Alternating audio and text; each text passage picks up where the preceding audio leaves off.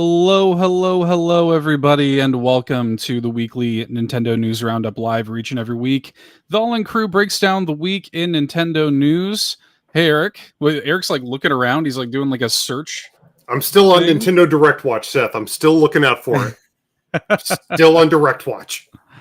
Yeah, well, look, we're going to talk a little bit, perhaps, about some things we might potentially see at the Nintendo Direct. We got Locklith here in the chat. Locklith was first tonight. Shoutouts to Locklith. Bowz is here. Happy Friday, friends. Happy Friday, indeed, everybody.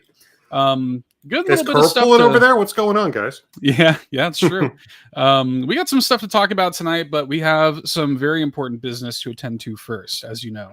Yes, incredibly important business that we attend to every Friday night. Our Friday friends, our patrons. That's right.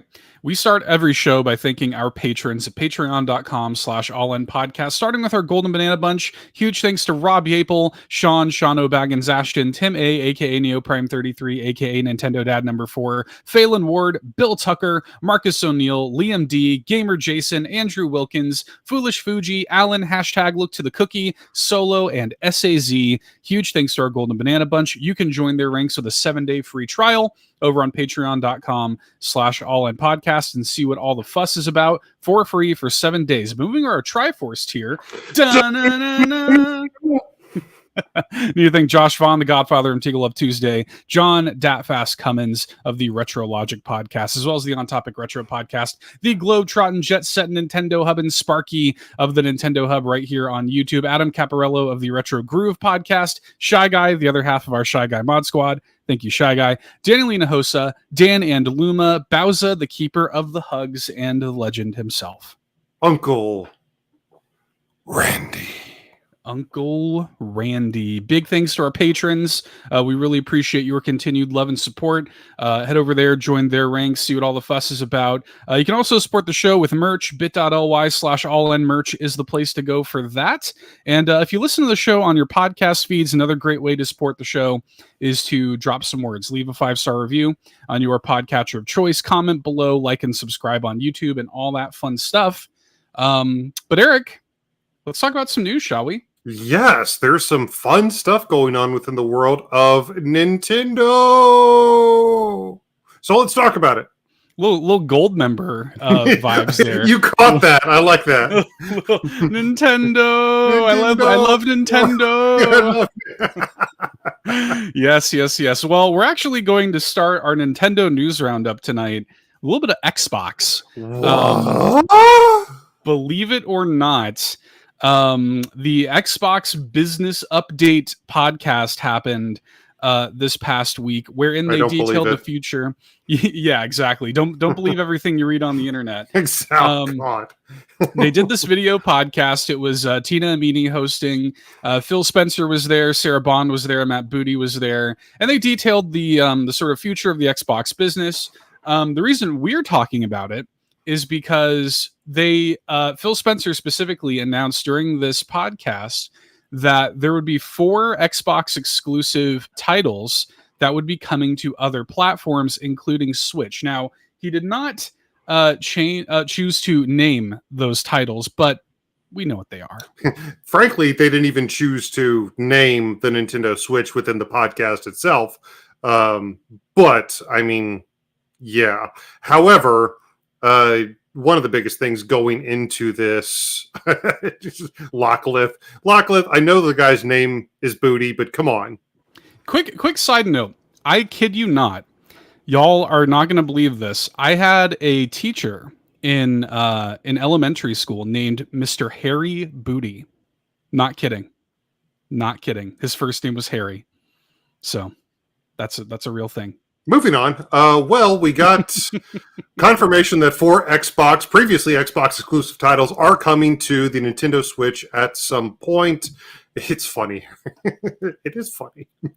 I have to maintain composure. We're doing a live show here. And even though they chose not to specify the titles, specifically citing that they would leave that up to the information cycle of those developers, saying that they basically just didn't want to step on anybody's toes. Those developers, publishers, whatever, they will name, they will reveal, they will announce those titles in due time. So we didn't actually officially find out what those are. However, comma space, there's already been a lot of corroborated reporting on those titles that we can expect to float over to the other brands.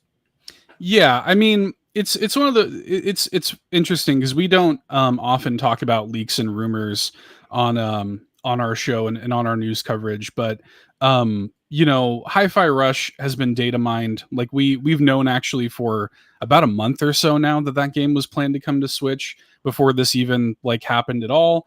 In addition to that, like the reports are that Pentiment, which is another sort of smaller scale game by Obsidian that came out a couple years ago, and Sea of Thieves and Grounded.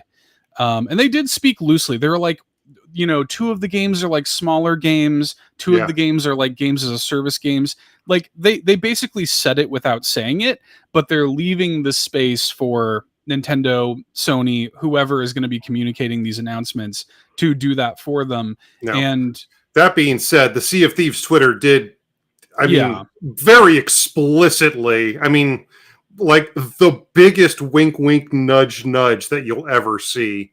Sea of yeah, Thieves has all but officially confirmed that they're coming to Switch with an incredibly insinuatory tweet. I don't know if that's a real yeah. word, but I'm using it.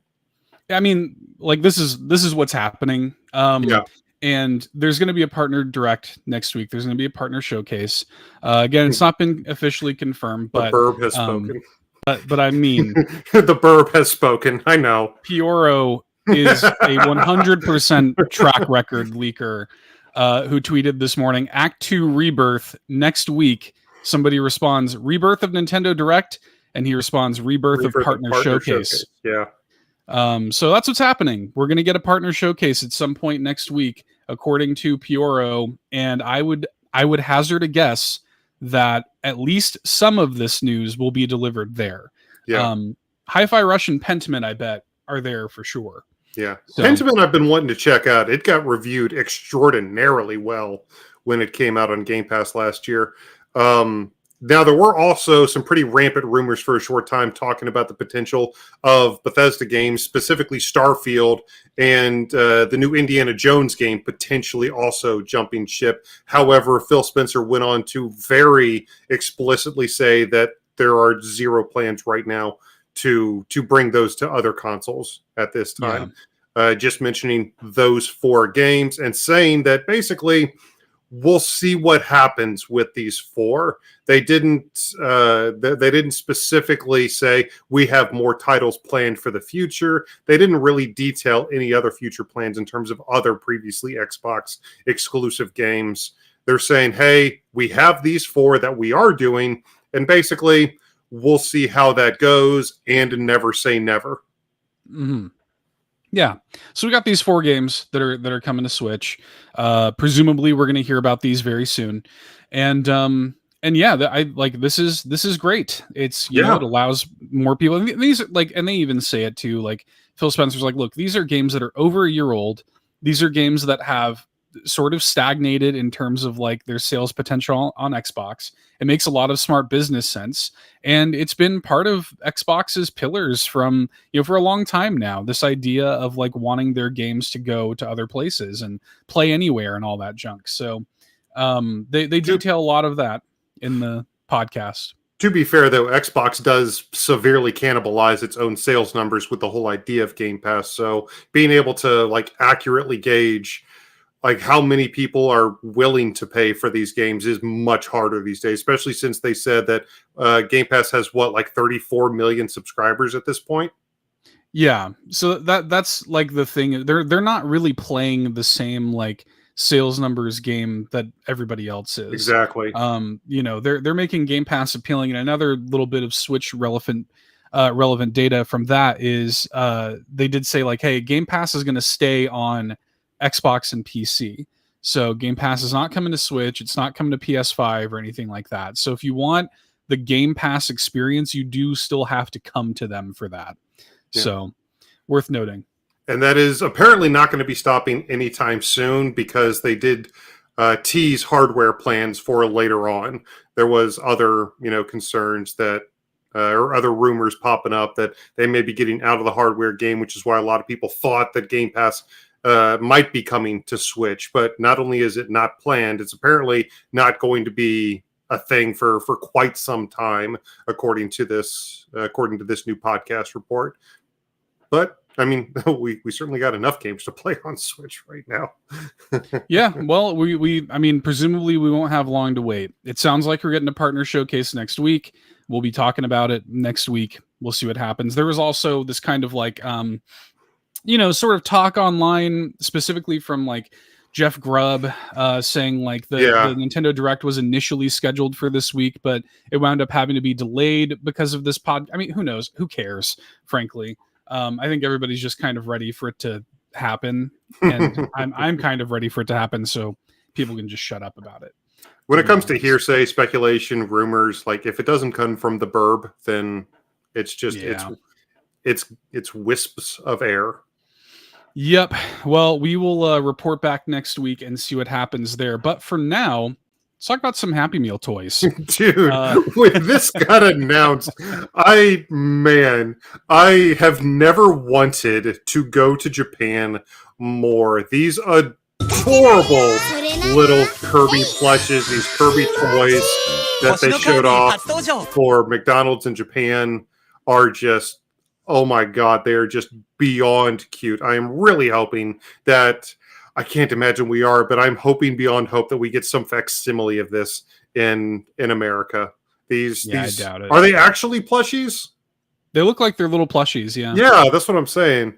But it's there's a bunch of Kirby proper. There's one of Waddle Dee, and then there's one of Yellow Kirby, which is probably going to be like a rare one or something. But they've got they start on February 23rd, and they'll be available at McDonald's in Japan. And again, just so cute. I will say, as objectively adorable as it is, the fact that it's Kirby right now, when we have zero knowledge of any Kirby products coming from Nintendo in the near future, like we just got Mario vs. Donkey Kong, which we'll talk about in a few minutes. We've got Princess Peach coming next month, and like we don't have any announced Kirby games. There's no talk of it coming to movies or to the theme park.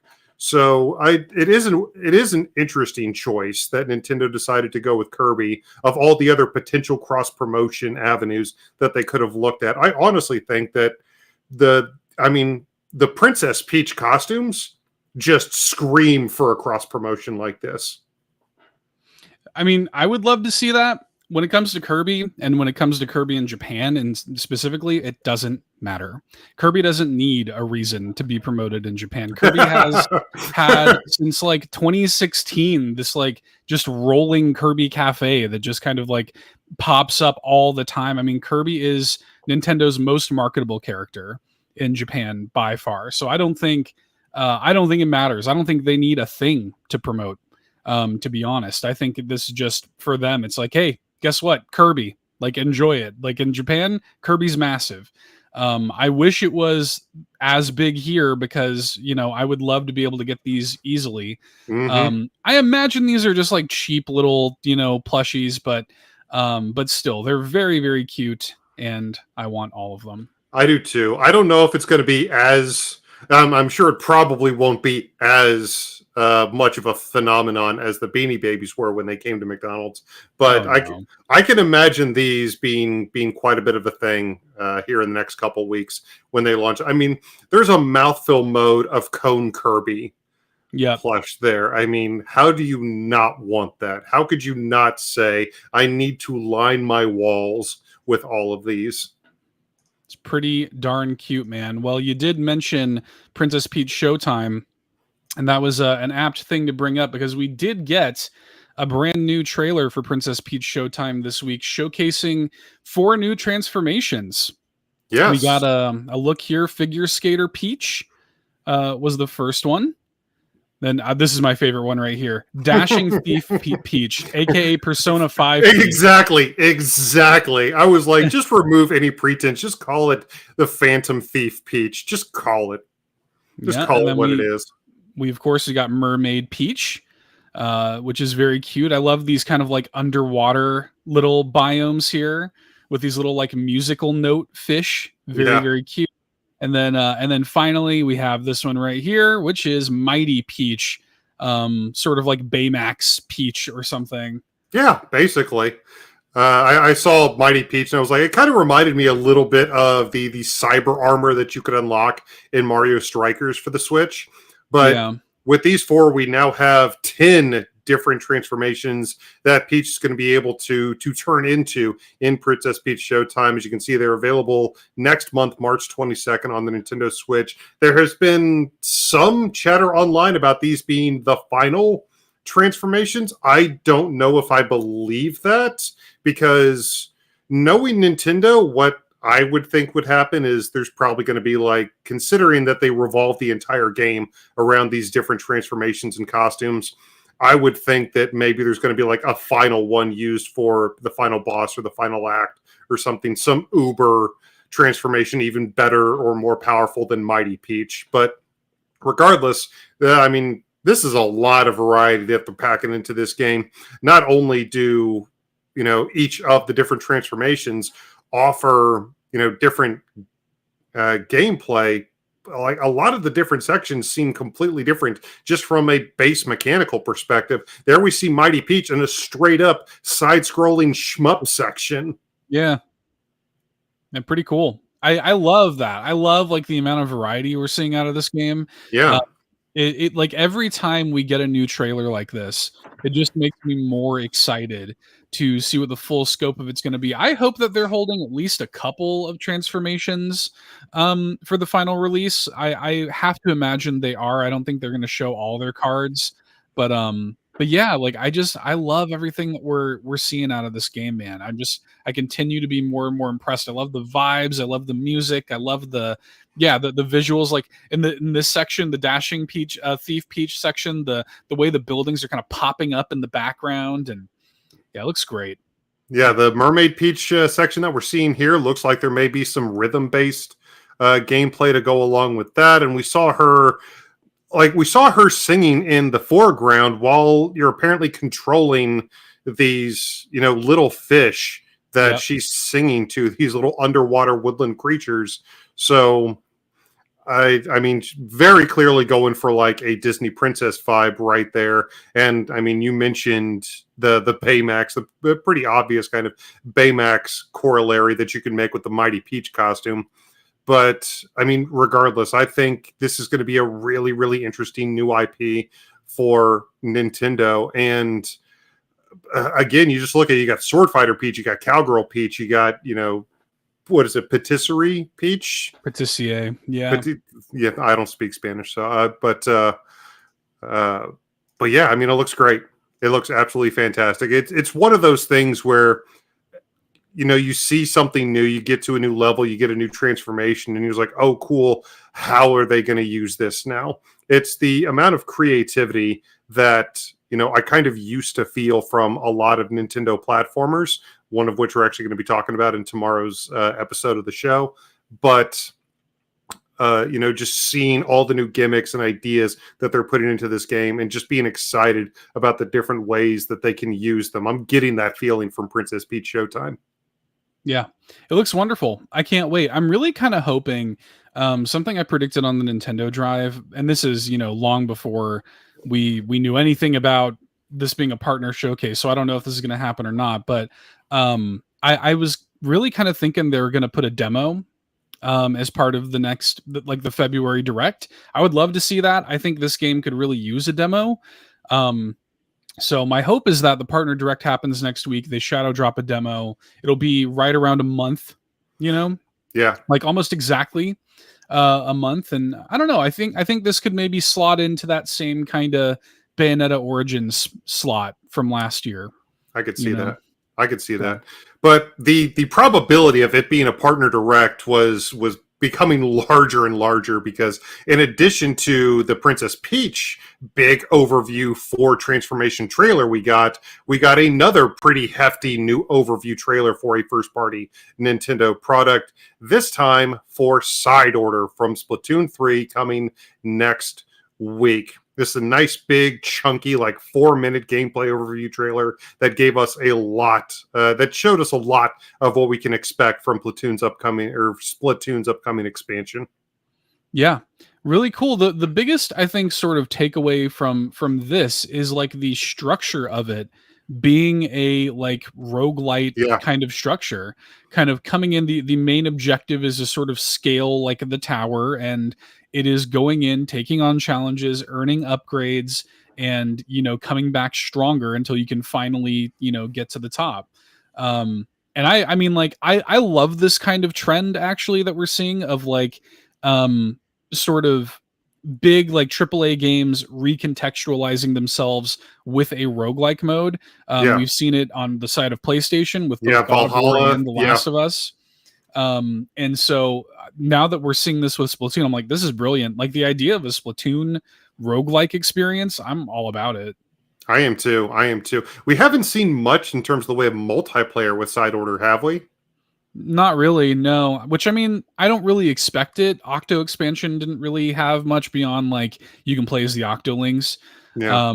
I imagine that there's going to be some like gear transfer over from the multiplayer, but that's about the bulk of what I expect there. I think is going to be primarily a single player experience. Yeah, I mean, we have kind of something like that in regards to like the big run and that kind of those kind of the salmonids. There we go. I lost the word there for a Yeah. second. Yeah, the different salmonids and that salmonid mode in Splatoon 3, but like just looking at this, it looks so super interesting, and it would have been something that I would have liked to have played with, some of our friends. You and I certainly know a couple people who are big Splatoon 3 fans. I imagine Cheesy's going to be all over this from day one. But I mean, regardless, it still looks good. I still get like Octo expansion vibes from all of it. Maybe it's just the kind of muted color palette. Maybe it's the elevator reminding me of the train. But Octo expansion was a phenomenal addition to Splatoon 2. And again, this is kind of giving me those same vibes. Yeah, it looks great. I'm really excited to play through this. I loved Octo expansion, and I'm hoping that this kind of taps into that a little bit. And yeah, there's a Splatfest going on with Splatoon right now. This weekend, it's the weekend Splatfest, Friday versus Saturday versus Sunday. So big sort of week for Splatoon. This Yeah. comes out next week on the 22nd. So yeah, I'm looking forward to it. Gonna be a fun Absolutely. playthrough. Absolutely. But that's not the only trailer. There were a lot of trailers that came out this week. A lot Big of week big for trailers. news. Big week for trailers. Huge week for trailers. In addition to Princess Peach Showtime, in addition to Splatoon 3, we got an announcement of a forthcoming Western release for East 10, a really good looking new entry into the East series.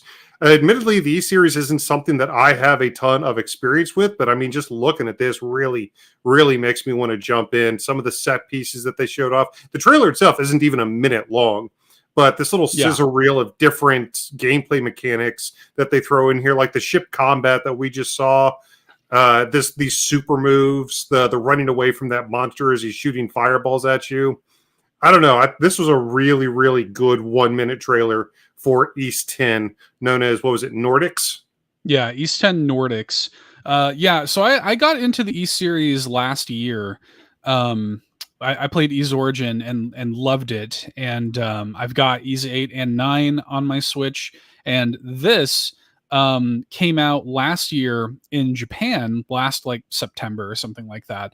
And we've just been kind of waiting. There's some weirdness. The thing that people kind of need to understand about Falcom is that they're an actually quite small operation. Like, despite the fact that Ease is a franchise that's been around for like 40 years now, they're a fairly small. Like, these are not like triple A level games with triple A scale teams and budgets, but they still produce quality that is on that level.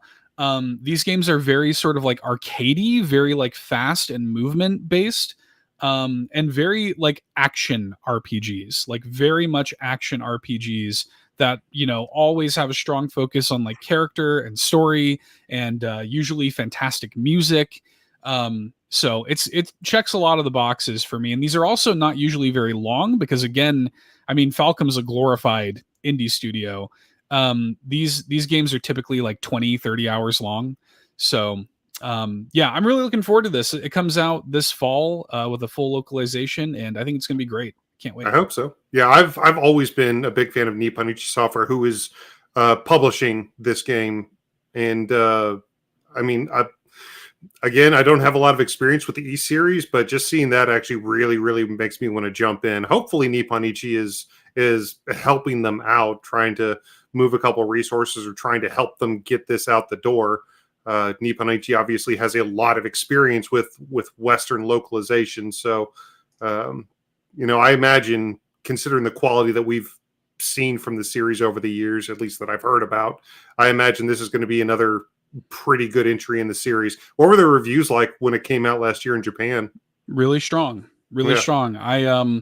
I think it was Open Critic like 80, 87 or something like that. Yeah. I mean, it came out really in 2023. I mean, so it was probably a good game. Yeah. So I'm really looking forward to this. I will say I think that the E series is a tough one to market because it kind of faces the Final Fantasy problem where people are like, "Oh my God, there's 16 of these." Where Like, do I I'm jump in?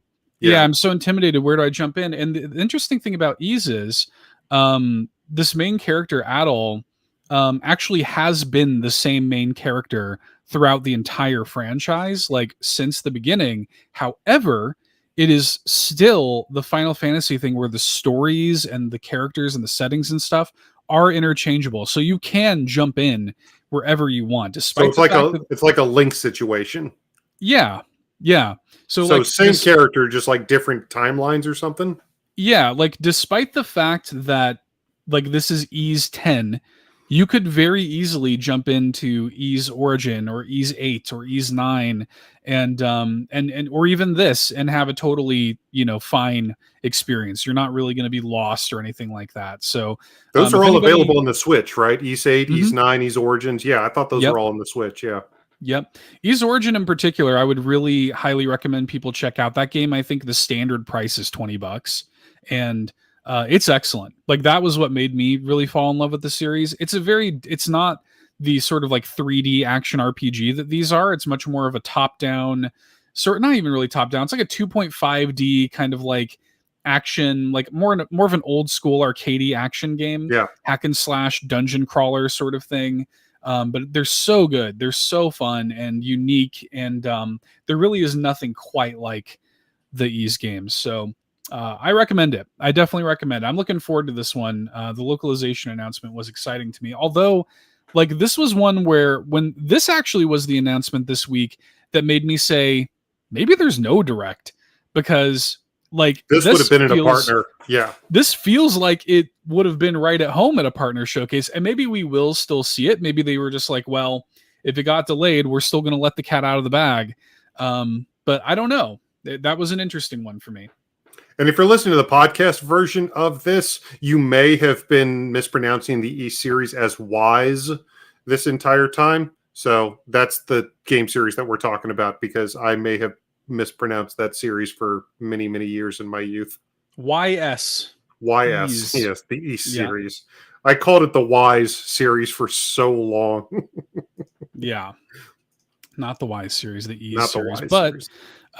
With that being said, we actually have got a fairly big week for notable releases this week. Absolutely. Some stacked notable releases, including a brand new first party Nintendo game that happens to be up on the television behind me. The release of the remake of Mario vs. Donkey Kong just came out today, as a matter of fact, as we're recording this. So the demo came out a few weeks ago. We played it. Seth, as a matter of fact, put a video up on this very YouTube channel for it. So go ahead and check that out or download the demo and play it for yourself. Absolutely. But if you've never played any of the Mario versus Donkey Kong games, they are not standard platform games like you would expect from the Mario series. It's not like a Mario Wonder or a Mario Odyssey.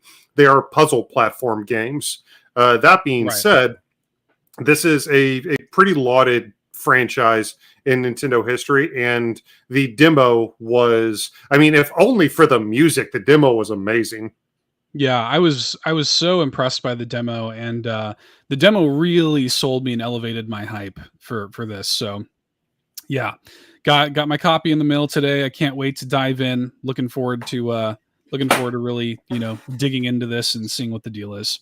Yep. So that'll Really be looking great. forward to it. Another first party Nintendo game. And that means that you will be hearing more about us in regards to the quality of that game on the main All In a Nintendo podcast at some point in the foreseeable future. But that is certainly what I'm probably going to be spending a lot of my weekend doing. But that's not the only big release from this past week. There's a couple other games that I really, really want to play. What do you want to hit next? Let's talk about Tomb Raider. Let's talk about Tomb Raider. 1 through 3 remastered came out this week. It looks like it's a pretty decent, Yeah. sort of remaster job here. From what I understand, it's full 1080 60, and you can actually swap between the old and new visuals. So it sounds like it checks all the boxes. Now, be aware when you're playing these games, these are old games, and like the control scheme is gonna be dated, right? Yeah. But Well, not just the control scheme. One thing that the studio did implement in this title is kind of I guess, a racial sensitivity warning. oh, sure. Yeah. One thing they did say is the game does contain depictions that may not have aged very well, but rather than change it, they decided to leave it as it is, to not pretend like it didn't happen, which I think was the right Yeah. call. Yeah, I mean, what are you gonna do? That's Exactly. probably the best way to go about it. But yeah, if Yeah. you're a fan of like retro re-releases, and it's a great easy way to have these available on your Nintendo Switch, Yeah. yeah, check it out. I love it when remasters do that too, where they give you the ability to switch between the old and new graphics. Like the Halo remake, the Halo 1 Yep. remake did that. The Monster Wonder Boy 3, the Dragon's Trap remake did that. And I really, really like it. Just being able to see how much it's come. Now, don't get me wrong, these games weren't transferred from like their old polygonal PS1 days into something resembling like Unreal 5 or anything like that. However, they are noticeably better in terms of the aesthetic quality, and again, uh, solid frame rate and solid performance, which is really, I think most people, that's a large part of just what you want from games like this. Yep. Agreed. Well, the next one we can shout out here is RZ, RZ. the Jewel of Faramore, which also released this week. There is a video on the YouTube channel of me playing it as well. Big thanks to our friends at Limited Run Games who provided us a code.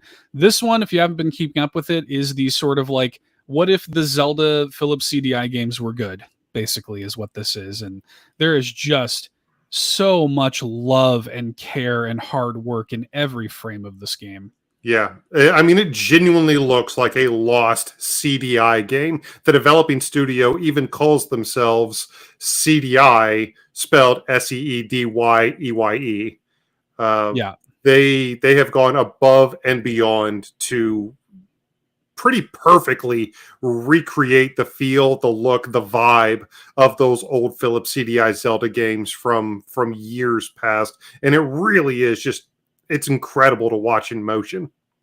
Yeah, I absolutely adore this game. I haven't finished it yet, but I'm pretty deep into it Mm-hmm. at this point. And man, I just continue to be impressed. And it has been truly one of my favorite gaming experiences of 2024 so far. I really the game just understood the assignment. I mean, it is exactly what it needed to be. So Yeah. yeah, you guys definitely need to have this. If anything that we've just said about it appeals to you, you need to play it. Yeah. If you're a gamer of a certain age and you kind of remember what those old games look like, you will have an absolute blast from the past when you boot this game up. It, like Seth said, it is the walking embodiment of understood the assignment. Yeah, yeah, they absolutely crushed it. The next thing I guess I'll shout out here. This is a little bit of a sort of like fan favorite. Played Up released on Switch this week. This is a sort of like roguelike, overcooked-ish but also kind of like restaurant management sort of thing. This is very, very popular online, and you can do like online co-op with this as well. People love this game. I've never played it. These games, I think I've just kind of decided these games are not really for me. But there's again, I know that a lot of people are really into it, so it was worth Well, shouting out. I don't know. Maybe you and Anastasia or something could do. You've played Overcooked with Anastasia before, right? Many times. And that Yeah. strengthened your marriage, correct? No. No, I would not say that. Yeah. It only serves to create arguments in this house. So, but I've played a couple things that I thought were like, it's fun. Like I can see the appeal, but I don't know. I don't know if games like that are for me. Yeah. But didn't that like prehistoric, that pizza making prehistoric kitchen game also come out recently? that came out like 2 weeks ago. 2 weeks ago. Yeah. Yeah. I will say though, this one here that I'll pull up real quick, this game Birth came out this week on the Nintendo Switch, which was kind of out of nowhere.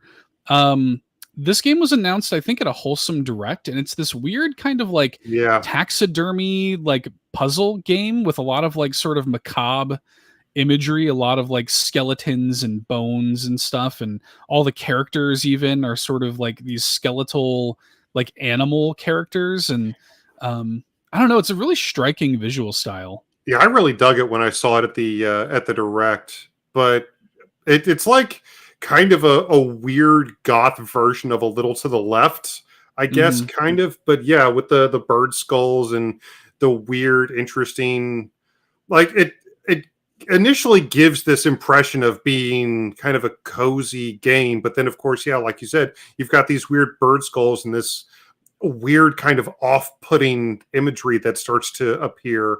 And I don't know, it's just weird and bizarre, but I dig it. Yeah, I'm kind of into it. That came out on the Nintendo Switch this week.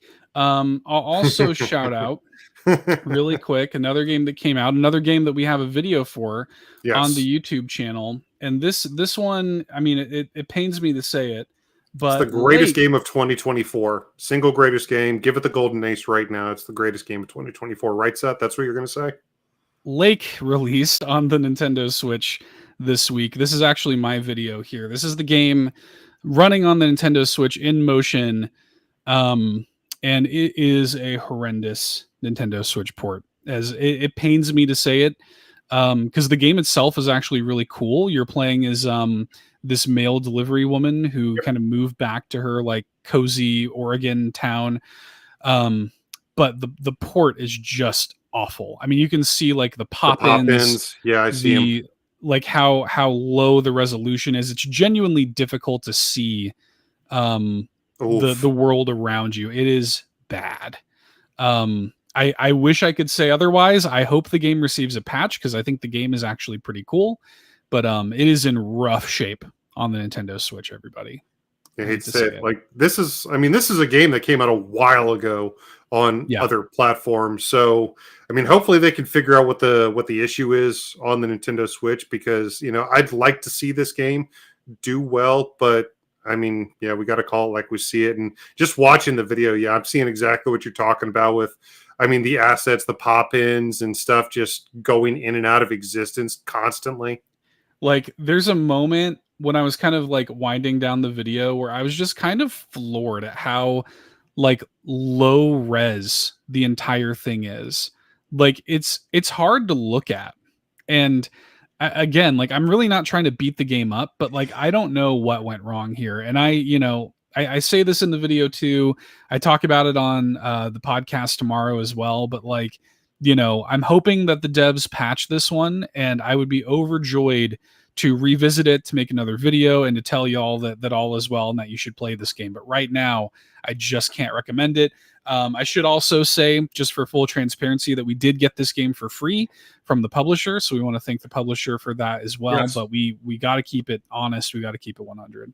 Yeah. So hope they're able to do that. But until then, yeah, kind of hard to recommend. But I mean, if you're not into that, if you'd rather spend your weekend clicking on a mayo jar, Yeah. Weirdly, we also have a recommendation in that regard as well. I don't know that I would recommend. Recommend may be a strong word. Might be a strong word. However, My Name is Mayo 3. It did come out on the Nintendo Switch. How is there 3 of these? These are clicker games, and the first one kind of took off on PlayStation, particularly because it has like this weird kind of personality to it, this weird sense of humor. It's a meme. It's also a very easy platinum trophy. That's true. That's very true. That's really how it kind of like, took off. And now there's a third one, and it's out on Switch. Again, you don't have a platinum trophy on Nintendo Switch, so I don't know why you would play it there versus anywhere else. But it's still a funny little oddity of a game, and worth shouting out. I think oddity really is the best word for it. But yeah, if you are into gaming experiences like that, no judgment. It's out for you. Go ahead and pick it up and check out those weird like half horse, half man people, the weird fruit like Aqua Teen Hunger Force looking characters. I mean, have at it. More power to you. Yeah. I think that's pretty much it though. I think that's the notable releases. A pretty good week. Yeah. For notable releases. Yeah. The weeks have been kind of hit and miss. We've had some really good weeks, like the week we got Prince of Persia, and like this week again with Tomb Raider and Arzette and Mario versus Donkey Kong. There's been some really like good weeks and really off weeks already this year, but hopefully it'll start to pick up a little bit next week following, the Burb. But we'd love to know what you guys are up to this Thanksgiving, this Valentine's Day weekend. To let us know if you're playing Arzette, if you're playing Tomb Raider, if you're playing Mario versus Donkey Kong, or anything else. Let us know what you're up to. Reach out to us on Facebook and Twitter at All In Podcast. Make sure to check out our Discord. We would love to have you over there as a member of our amazing community. Also, make sure, especially if you're here watching us live right now, if you haven't already, go ahead and mash that like button, click the subscribe button, click that little bell for the notifications. We're always posting up new videos on this channel.